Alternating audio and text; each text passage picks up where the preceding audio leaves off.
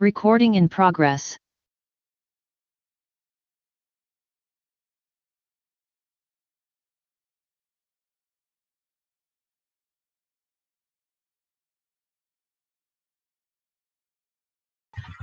Rolis.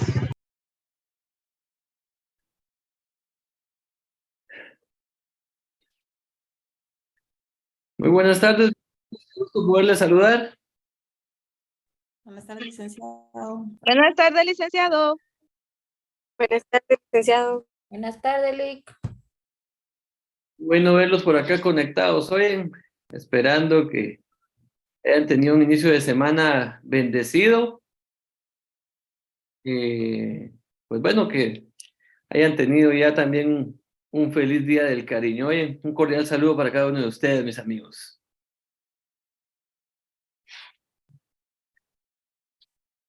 Bien, mis amigos, vamos a iniciar la charla de esta tarde-noche.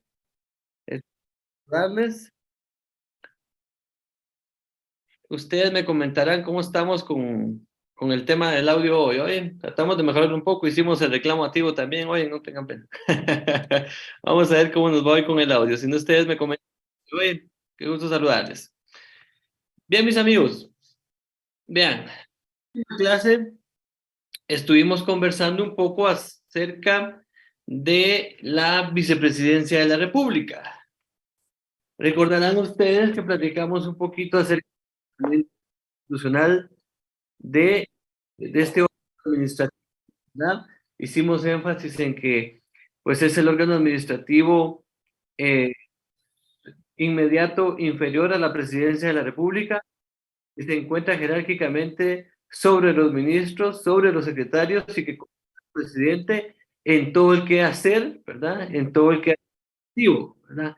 En todo lo que se refiere a, pues a todo lo que el presidente tiene que ejecutar, a todos los programas que tiene que implementar, a todo eso, pues el vicepresidente se suma a un apoyo directo al presidente y se encargan pues ambos de lograr que todos los planes y todos los objetivos que se hayan planteado los logren alcanzar. Vimos también los requisitos, bueno, hicimos exactamente los mismos que para presidente. El periodo de funciones es exactamente el mismo, por 4 años. Vimos también, ¿verdad?, los requisitos para también para ser vicepresidente y algunas funciones específicas establecidas en la Constitución de la República acerca de la vicepresidencia. A grandes rasgos, eso fue lo que platicamos en la sesión del día jueves, mis amigos, en la sesión del día jueves. Bien, hoy vamos a platicar de pues, los siguientes administrativos, es decir, los que son inmediatamente anteriores a la vicepresidencia de la República, a la vicepresidencia de la República. Y es el caso, mis amigos, los ministerios. Hoy vamos a platicar un poquito acerca de los ministerios. Pues bien, vean, mis amigos. Como bien pueden observar ustedes en el material que tuvimos ahí en compartirles al inicio del curso, los ministros de Estado, ¿verdad? Los ministros de Estado son órganos administrativos de carácter unipersonal, y son también centralizados. ¿A qué se refiere con que son unipersonales? Se refiere a que es una sola persona el ministro. No hay varios ministros para un ministerio, es una sola persona el ministro. Es un solo ministro de Gobernación, un solo ministro de Defensa, un solo ministro de Desarrollo, un solo ministro de Finanzas o de Economía. Es uno solo, ¿verdad? Es centralizado, ¿por qué? Porque platicamos, ¿verdad?, en sesiones anteriores que todo lo que se refiere a lo como tal está organizado de una manera centralizada. Esa es la forma en la cual se organiza el organismo ejecutivo, de una manera vertical, ¿verdad, mis amigos? Aparte de eso, los ministros, pues son funcionarios de los cuales se auxilia el presidente de la República para el qué hacer, ¿verdad? El qué hacer ejecutivo, para la ejecución de los programas, para la administración de los bienes públicos, es decir, poder prestar servicios públicos y con ello colaborar en la realización del tan anhelado bien común, ¿verdad? Eso es lo que hace un ministro, colabora en una actividad específica que la ley, ¿verdad? Que la ley le ha determinado, ¿verdad? Le ha determinado para con ello prestar servicios públicos y alcanzar el tan anhelado bien común. Pero aparte de eso, algo bien importante, algo para los ministerios, mis amigos, es que son órganos administrativos ejecutivos. Son órganos administrativos que sí tienen la capacidad de ejecutar un presupuesto, de ejecutar proyectos, de ejecutar programas, ¿verdad? Porque ellos, ¿verdad? Los ministros son los primeros que van a prestar servicios públicos. Y esa es la principal función del organismo ejecutivo, el prestar servicios públicos. Al administrar los bienes, administrar las finanzas, conlleva la obligación de prestar servicios públicos. ¿De qué manera los van a prestar? Por supuesto que con calidad, que con calidez, siendo eficientes y siendo eficaces. Que eso es algo importante que tenemos que distinguir. No es lo mismo calidad que eficiente y eficaz, ¿verdad? Y los servicios públicos, mis amigos, deben de cumplir con todo esto para que realmente subsanen una necesidad de la población. ¿Estamos bien, mis amigos? ¿Todo bien? ¿Estamos bien con la señal? Ustedes me comentan, pero confírmenme. Sí, Lick, todo bien. Perfecto. Funcionó el reclamo activo entonces. Continuemos entonces, mis amigos. Para platicar un poquito más también acerca de los... pues hicimos referencia a que los ministros pues son órganos administrativos de carácter unipersonal. Sin embargo, esto no quiere decir que no se auxilien de otras personas para poder ejecutar, ¿verdad? Para poder ejecutar las actividades que necesitan realizar para prestar servicios públicos. Imagínense ustedes lo difícil que sería para un ministro de Gobernación ver el solito todo lo que conlleva esa cartera. Tiene que auxiliarse de más personas. Y en este caso, de viceministros. Cada ministro se auxilia de viceministros, ¿verdad? Creados, ¿verdad? Creados, cada uno con una función específica dentro de la cartera en la cual están ejecutando sus funciones.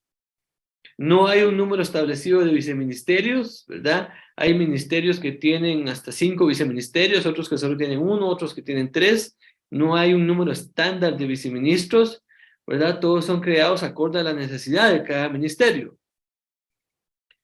Para dar el fundamento constitucional de los ministros, es necesario que vayamos a nuestra Constitución Política de la República, al artículo 193, y no sé si alguien fuera tan amable de colaborarnos dándole lectura al artículo. Lo tengo aquí si quiere. Artículo 193. Para el despacho de los negocios del organismo ejecutivo, habrá los ministerios que la ley establezca, con las atribuciones y la competencia que la misma le señale. Muchas gracias, Karen.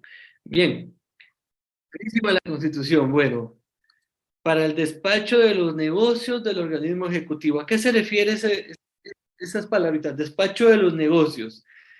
Cuando hablamos de negocios se refiere a todas las actividades que realiza el organismo ejecutivo. No tomemos ese término negocios como algo que no sea transparente. No. Realmente el mandato constitucional, encargarse de una función específica, desarrollarla, ¿verdad? Desarrollarla en base a las funciones, ¿verdad? Las atribuciones que establezca la Constitución y la ley específica. En la ley específica. Actualmente hay 14 ministerios, ¿verdad? 14 ministerios. El último que fue el Ministerio de Desarrollo Social, si mal no recuerdo, ya hace algunos años. No recuerdo si fue en el de Álvaro Colón o en el gobierno de Otto Pérez. En uno de esos dos gobiernos fue creado este ministerio, ¿verdad? Se han trabajado algunas iniciativas para crear otros ministerios, pero no ha sido posible, ¿verdad? Creo que quizás por ahí habrá que evaluar si es necesario la creación de más ministerios o no. Hay algunas secretarías que podrían convertirse en ministerios, pero pues ya será para un análisis más detallado, ¿verdad? Determinar si es viable o no la creación de más ministerios. Cada ministerio, mis amigos, es creado por medio de un decreto legislativo, es decir, por el Congreso de la República, por un decreto, por una ley creada por el organismo legislativo, ¿verdad? De esta manera es que se crean los ministerios, ¿verdad? Por supuesto que esa propuesta de el presidente del organismo ejecutivo, no solo el presidente, sino del organismo ejecutivo. El Congreso analiza la viabilidad y ellos pues le dan vía al decreto legislativo por medio del cual se crea un nuevo ministerio. De esta manera se crean los ministerios. Ahora bien, mis amigos, es importante también que estamos hablando de los ministros, pero ¿qué se necesita para ser ministro? Porque vimos la presidencia y vimos los requisitos para ser presidente, vimos la vicepresidencia y vimos los requisitos para ser vicepresidente. Bueno, pues también hay requisitos para ser ministros de Estado. También hay requisitos para ser ministros de Estado. Y nos vamos a ir un poquito más adelante en nuestra Constitución, al artículo 196. No sé si alguien nos podría apoyar ahí dándole lectura al artículo 196 de la Constitución. Con gusto, Lick. Adelante, Eric. Porque artículo 196, requisitos para ser ministro de Estado. Para ser ministro de Estado se requiere, inciso A, ser guatemalteco, inciso B, hallarse en el goce de los derechos de ciudadanos y inciso C, ser mayor de 30 años. Muchas gracias, amigo Eric. Bueno, si nos damos cuenta, los requisitos para ser ministro, pues son sencillos, ¿verdad? Muchos guatemaltecos, pues, llenan esos requisitos o cumplen con esos requisitos. Ser guatemalteco, hallarse en el goce de sus derechos ciudadanos y ser mayor de 30 años. ¿Verdad? Ser mayor de 30 años. ¿Pero en qué cambia? ¿O qué Licenciado, disculpe. Adelante, estimado Dani. Creo que la pregunta esta ya se la había hecho en una ocasión, o sea que no importa si puede leer o escribir la persona para optar a cargo de ministro. La otra, no sé si fuera amable de repetirme cuál es el requisito para conformar un ministerio, porque en lo personal yo trabajé en el desaparecido Mi Familia Progresa, pero dependía del Ministerio de Educación. Posteriormente crearon el Ministerio de Desarrollo. Pero sí no recuerdo, me gustaría que me dijera cómo es que se conforma un ministerio. Pero la primera no le escuché, mi estimado Dani. La segunda sí, la primera no la escuché. ¿Me la podría? O sea que no, primero le preguntaba yo de que no se necesita saber leer y escribir para optar el cargo de ministro. La segunda, los requisitos para conformar un ministerio. Muy bien. Bueno, la primera, constitucionalmente no es necesario saber leer y escribir. Lo acabamos de leer nosotros mismos. Constitucionalmente. El hecho que constitucionalmente no sea un requisito no quiere decir, ¿verdad? No quiere decir que los nombramientos que haga el presidente de los ministros, ¿verdad?, carezcan de ciertas calidades, ¿verdad?, para poder ejercer la dirección de un específico. Por ejemplo, el ministro de Economía, pues lógicamente tendrá que ser alguien que tenga conocimientos en materia económica. El ministro de Finanzas tendrá que ser alguien que, aparte de cumplir con los requisitos, el presidente tendrá la delicadeza de determinar que tenga conocimientos en materia de finanzas, en finanzas públicas. Y así sucesivamente con cada uno de los ministerios. Como les digo, constitucionalmente no es necesario, sin embargo, eso no quiere decir que el presidente no verifique ciertas calidades especiales, ¿verdad?, para poder dirigir una cartera. Y lo segundo, es correcto, Mi Familia Progresa era un programa que fue ejecutado a través del Ministerio de Educación, ¿verdad? Cuando el programa desaparece, porque por eso era un programa, ¿verdad?, era un programa, cuando el programa desaparece, posteriormente se crea un Ministerio de Desarrollo Social, y a través de este ministerio se ejecutaron varios programas, ¿verdad?, similares al de Mi Familia Progresa, ¿verdad? Los ministerios, como lo refería hace algunos momentos, son creados a través de decretos legislativos por el Congreso de la República, ¿verdad? Es decir, es una ley la que se aprueba dentro del Congreso para crear un ministerio, ¿verdad? Automáticamente, cuando se crea un ministerio, se modifica la ley del organismo ejecutivo, ¿verdad? La ley del organismo ejecutivo. Ahí, esa ley es la que se modifica y se añade, ¿verdad? Y se añade un artículo para la creación de otro ministerio. Así es como se crean los ministerios, mi estimado amigo Dani. Muchísimas gracias, licenciado. Creo que es más fácil ser ministro que abogado y notario, porque sí, está costando esto.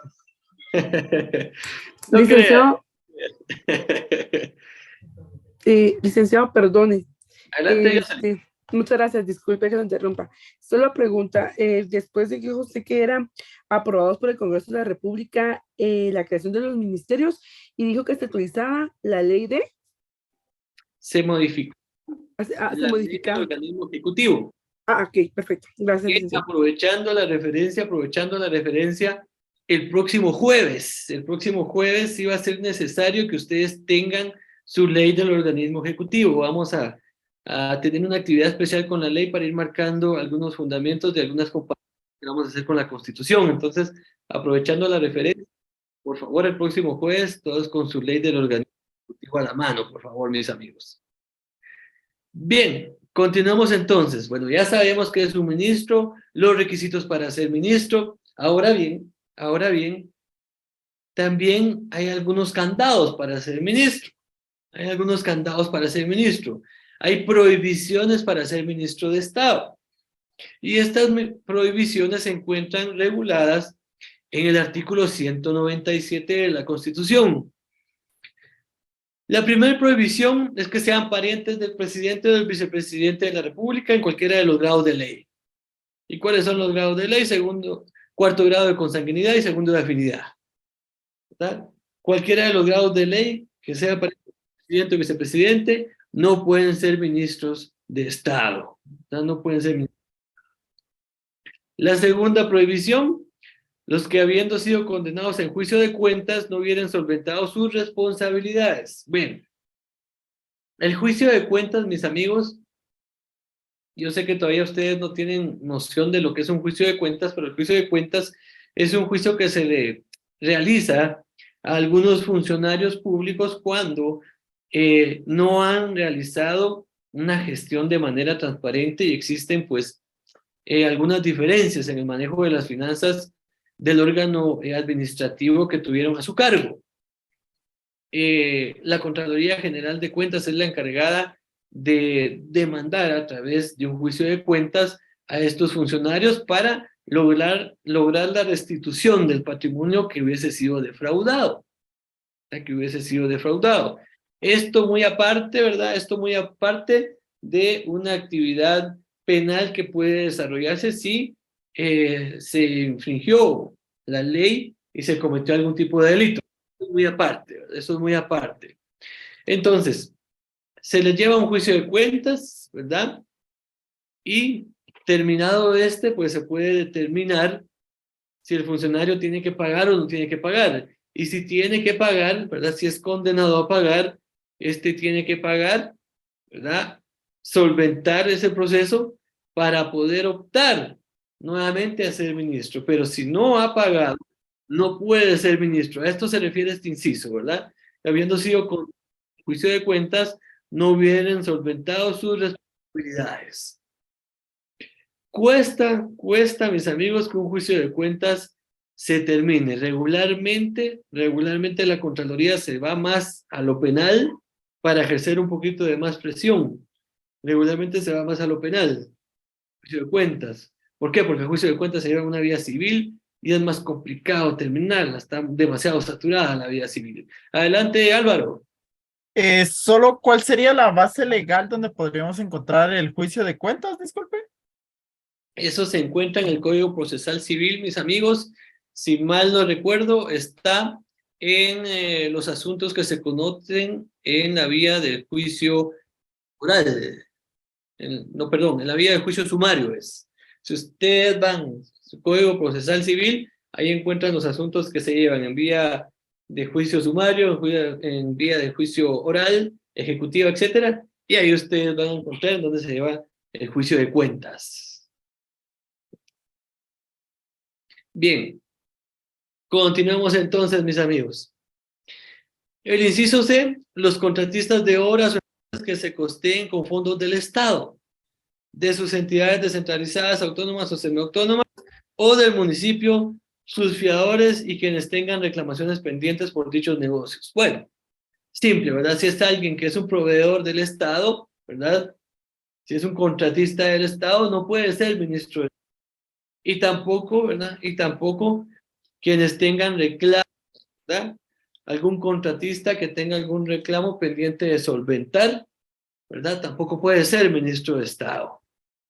El inciso D, quienes representen o defiendan intereses individuales o jurídicas, ¿verdad? Que exploten servicios públicos. ¿A qué se refiere el inciso? Se refiere a aquellos servicios públicos, ¿verdad? Que son concesionados y, ¿verdad? Y que las personas que representan a las entidades que tienen en concesión algún servicio público, ¿verdad? Quieran ejercer como ministros o ministros. Estas personas no pueden ser ministros. Y el inciso E, los ministros de cualquier religión o culto. Sencillo, ¿verdad, mis amigos? Pareciera sencillo. Pareciera sencillo. 6 incisos, ¿verdad, mis amigos? Que establecen algunos candados para poder optar a ser ministros. Bueno, como ya vimos que su ministro, los requisitos para ser ministro, las prohibiciones para ser ministros, ¿verdad? Vamos a irnos un poquito atrás al artículo 194. En el artículo 194 no vamos a entrar de lleno a platicar de cada una de las funciones, pero sí es necesario que ustedes tengan claro, ¿verdad? Algunas de ellas. En el artículo 194 establece las funciones del ministro. Cada ministerio, ¿verdad?, estará a cargo de un ministro y cada ministro tendrá algunas funciones en específico, ¿verdad? Algunas funciones en específico. Ejercer su jurisdicción, ¿verdad? Nombrar y remover a sus funcionarios que están dentro de su cartera. El inciso C es bien importante. El inciso C es importante. Refrendar los decretos, acuerdos y reglamentos dictados por el presidente de la República relacionados con su despacho para que tengan validez. Cuando el presidente de la República, ¿verdad?, publica un acuerdo gubernativo acerca de una actividad específica, este acuerdo, aparte de llevar la firma del presidente, debe ir refrendado con la firma del ministro que sea encargado de la cartera a la cual se refiera el acuerdo que se está publicando o que se está aprobando. Por eso, si ustedes se dan cuenta, cada acuerdo gubernativo lleva la firma del presidente y de un ministro, ¿verdad? Y de un ministro. A eso se refiere este inciso C. El inciso D, ¿verdad? Presentar al presidente el plan de trabajo, ¿verdad? Una memoria de labores. También presentar al presidente un proyecto de presupuesto cuando así se le requiera, ¿verdad? También participar en las deliberaciones del Consejo de Ministros, ¿verdad? Que ya vamos a platicar del Consejo de Ministros.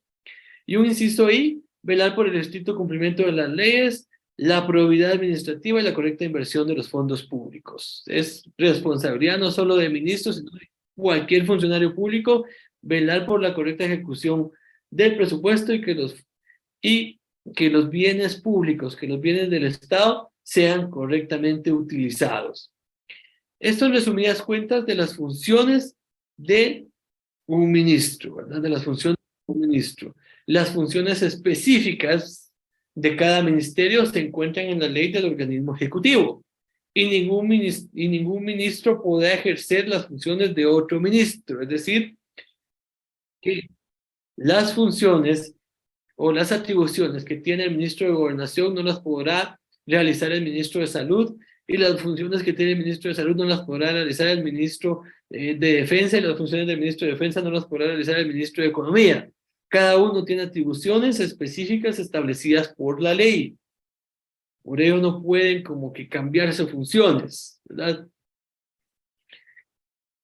Algo muy importante en el tema de los ministros, mis amigos, lo encontramos en el artículo 199. En el artículo 199. No sé si alguien nos podría apoyar dándole lectura del artículo 199 de la Constitución.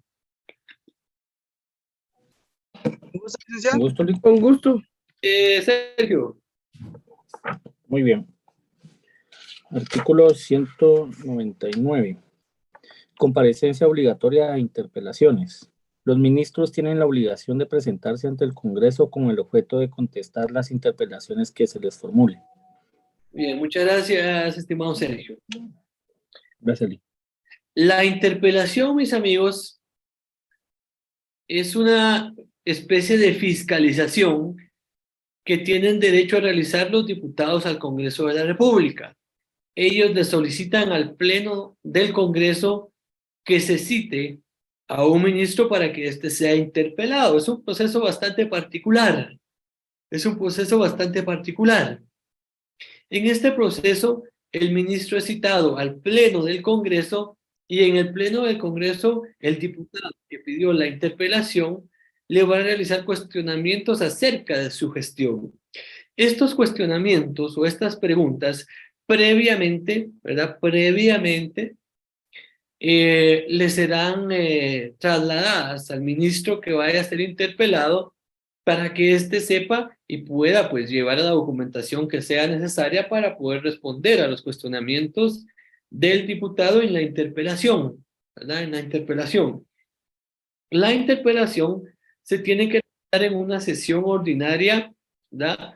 Del Congreso de la República, una sesión ordinaria.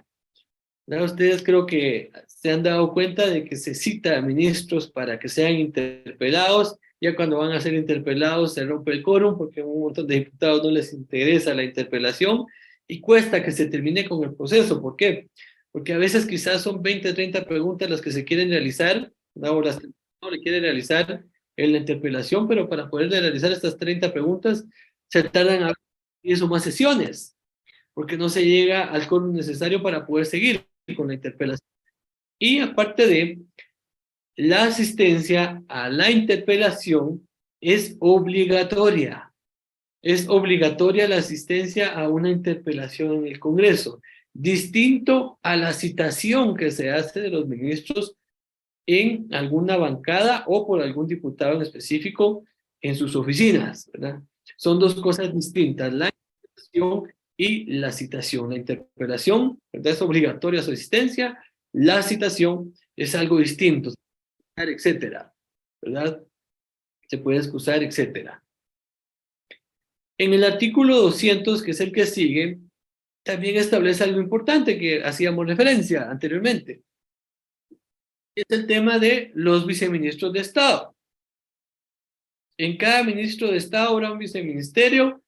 Para ser viceministro se requieren las mismas calidades que para ser ministro, ¿verdad? Y aquí, en el segundo párrafo, algo bien particular. Para la creación de plazas adicionales de viceministros, será necesaria la opinión favorable del Consejo de Ministros, ¿verdad? La opinión favorable del Consejo de Ministros. Es decir, que el ministerio es creado por el Congreso de la República a petición del Ejecutivo y los viceministerios son creados por el mismo organismo ejecutivo a través de un dictamen favorable del Consejo de Ministros, ¿verdad? Del Consejo de Ministros. ¿Y qué es el Consejo de Ministros? Bueno, hemos platicado un poquito y hemos hecho referencia a este punto o a este tema del Consejo de Ministros, pero ¿qué es el Consejo de Ministros? ¿En dónde está su fundamento? Bueno, el Consejo de Ministros, mis amigos, es un órgano administrativo de carácter especial, ¿verdad? Y colegiado, ¿verdad? Dentro del cual se dictan las políticas generales que el presidente de la República necesita que se ejecuten dentro del organismo ejecutivo. Las decisiones que se toman en Consejo de Ministros, ¿verdad?, son responsabilidad de todos los que están tomando la decisión. El Consejo de Ministros está integrado por el presidente de la República, que lo el vicepresidente y todos los ministros de Estado, que en este caso son 14 ministros. Es decir, está el presidente, el vicepresidente, 14 ministros. Dentro de las decisiones, ¿verdad?, que se toma dentro del Consejo de Ministros, están aquellas decisiones pues de mayor trascendencia dentro de pues nuestro país o dentro de nuestra república. Y dentro de ellas pues están los famosos estados de excepción, ¿verdad?, que son decretados en Consejo de Ministros y que después pues son ratificados, digamos, por el Congreso de la República, que pues ahorita con el tema de la pandemia creo que ustedes se pudieron dar cuenta de cómo funcionaba este tema y se puso de moda, ¿verdad?, el tema de los estados de excepción. En el artículo 195 de la Constitución podemos encontrar, ¿verdad?, podemos encontrar el fundamento legal del Consejo de Ministros. Y el primer párrafo de este artículo establece de la siguiente manera: el presidente, el vicepresidente de la República y los ministros de Estado reunidos en sesión constituyen el Consejo de Ministros, el cual conoce de los asuntos sometidos a su consideración por el presidente de la República, quien lo convoca y lo preside. Como bien hace referencia, ¿verdad, mis amigos? Son asuntos específicos, pero que el presidente necesita la opinión de todos los ministros para poder tomar una decisión. Ese es el Consejo de Ministros, la reunión de todos los ministros con el presidente y el vicepresidente de la República. Ese es el Consejo de Ministros, el tan famoso Consejo de Ministros. Ahora bien, en el documento, mis amigos, en el documento que les trasladamos, luego del tema del Consejo de Ministros está un tema que tiende a confundirse, ¿verdad? Que tiende a confundirse. El artículo 195 es el que acabamos de mencionar, el artículo 195 de la Constitución. En el documento que les trasladamos para trabajarlo durante el desarrollo del curso, luego del tema del Consejo de Ministros está el Gabinete Presidencial o de Gobierno. Tiende a confundirse, sin embargo, son distintos. Un gabinete presidencial o de gobierno es la reunión o el conjunto de varios funcionarios que tienen que ver con determinada actividad. No necesariamente tienen que ser ministros, ahí pueden ser ministros, secretarios, directores, alcaldes, gobernadores, etcétera, ¿verdad? Pero que tengan que ver con una actividad en específico que es necesario tratar de manera multidisciplinaria, poder tomar mejores decisiones y poder ejecutar proyectos o programas que tiendan al beneficio de la población guatemalteca, ¿verdad? Esa es la diferencia entre un Consejo de Ministros y un gabinete presidencial o de gobierno. Licenciado, perdone. Los presidenciales o de gobierno son específicos, se pueden crear de cualquier manera, pueden ser regionales, pueden ser municipales, departamentales, etcétera, pero como la diferencia es de que ahí pueden participar otro tipo de funcionarios, no solo los ministros. ¿Alguna duda hasta el momento, mis amigos, o alguna pregunta? Licenciado, disculpe, que se fue un poquito la señal aquí. ¿Podría ser tan amable usted de repetir nuevamente la diferencia entre el gabinete presidencial? Por favor, disculpe. Bueno, la diferencia está en su integración. La diferencia está en su integración y en los asuntos que se van a tratar en él. El Consejo de Ministros está integrado por el presidente, vicepresidente y los ministros. Sí. El Gabinete Presidencial de Gobierno está integrado por el presidente y aquellos funcionarios que el presidente considere, ¿verdad?, que tienen que ver con determinada actividad y que va a servir para poder ejecutar programas o proyectos de carácter especial. Esas son las dos diferencias radicales entre el Consejo de Ministros y el Gabinete de Gobierno. ¿Alguna otra duda, mis amigos?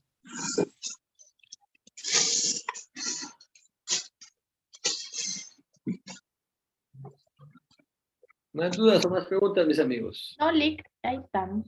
Muy bien, continuamos entonces con el siguiente temita. Hemos hecho referencia a la presidencia, a la vicepresidencia, a los ministros. Hemos hecho referencia a que pueden ejecutar programas, proyectos, presupuesto, etcétera. Sin embargo, hay órganos administrativos que sirven de carácter asesor para el presidente y para los mismos ministros. Y es el caso de las secretarías de la presidencia. Las secretarías de la presidencia son órganos administrativos que surgen principalmente de la necesidad que tiene el presidente y el vicepresidente de asesorarse para realizar alguna actividad en específico, ¿verdad? Hay dos clases o dos tipos de secretarías, las constitucionales y las legales o infraconstitucionales. Las constitucionales son aquellas que están establecidas y creadas desde la Constitución Política de la República de Guatemala, ¿verdad? Y para ello necesito que nos vayamos al artículo 202 de la Constitución. El artículo 202 de la Constitución. Esta establece: el presidente de la República tendrá los secretarios que sean necesarios. Las atribuciones de estos serán determinadas por la ley. Quiere decir entonces que las secretarías también son creadas, ¿verdad? También son creadas por un decreto legislativo, ¿verdad? Es decir, por el Congreso de la República. Y los secretarios general y privado de la presidencia, ¿verdad?, deberán reunir con los mismos requisitos que exigen para ser ministro y gozarán de iguales prerrogativas e inmunidades. Quiere decir entonces que las secretarías que se consideran de carácter constitucional son la Secretaría General y la Secretaría Privada de la Presidencia. Las demás secretarías son de carácter legal o infraconstitucionales, es decir, fueron creadas a través de un decreto legislativo modificando la ley del organismo ejecutivo. Hace algunos años, fue durante el gobierno del Partido Patriota, que de verdad, como les digo, fue tan particular este gobierno que se dieron muchas cosas, se creó una Secretaría de Transparencia y se creó a través de un acuerdo gubernativo. Como se creó a través de un acuerdo gubernativo, lógicamente, ¿verdad?, fue impugnado este acuerdo, se tuvieron que echar atrás con este acuerdo y desapareció esta Secretaría de Transparencia. Fue creada a través de un decreto legislativo por el Congreso de la República, ¿verdad? Creo que por ahí algunos recordarán este tema o este punto, ¿verdad? Un claro ejemplo de por qué las secretarías deben ser creadas por el organismo legislativo, ¿verdad? ¿Por qué? Porque van a reformar una ley, que es la ley del organismo ejecutivo. ¿Y quiénes son los que aprueban, reforman o derogan leyes? El Congreso de la República, ¿verdad, mis amigos? El Congreso de la República. Los requisitos para ser secretario son los mismos que para ser ministro, ¿verdad? Que ya los vimos, son 3 sencillos: ser guatemalteco, hallarse en el goce de sus derechos ciudadanos y ser mayor de 30 años. Y ser mayor de 30 años. ¿Cuántas secretarías hay? Recuerdo que son 20 y algo, no tengo el número exacto en este momento, pero existen secretarías que dependen de la presidencia y otras que dependen de la vicepresidencia de la República. Creo que ya lo habíamos mencionado por ahí. Bien, ¿dudas, mis amigos, o preguntas?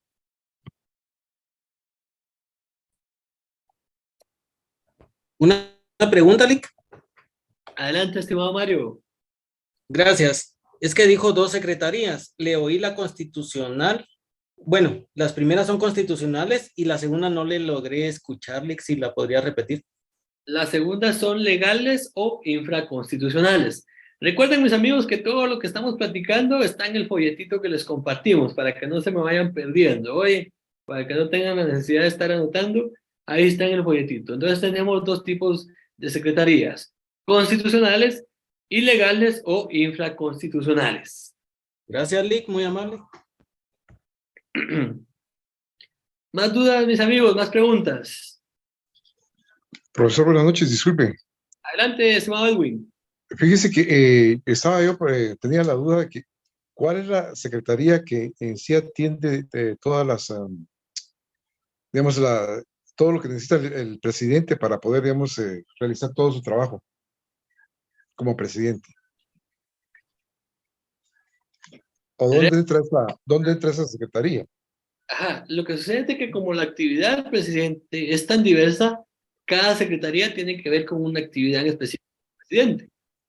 Desde la Secretaría de Asuntos Administrativos, que se encarga de que el presidente tenga todos los insumos necesarios para poder realizar su función, hasta una Secretaría de Planificación, que también tiene que ver para poder realizar y ejecutar todos los programas y proyectos. Cada secretaría tiene una actividad asesora para que el presidente pueda desarrollar sus funciones. Entonces, realmente no hay una secretaría que sea más importante, ¿verdad? Simplemente es el momento en el cual cada secretaría acciona o presta ese servicio de asesoría al presidente o vicepresidente de la República. Todas las que existen están al servicio del señor presidente. El servicio del presidente y vicepresidente de la República. Ok, gracias, Lick.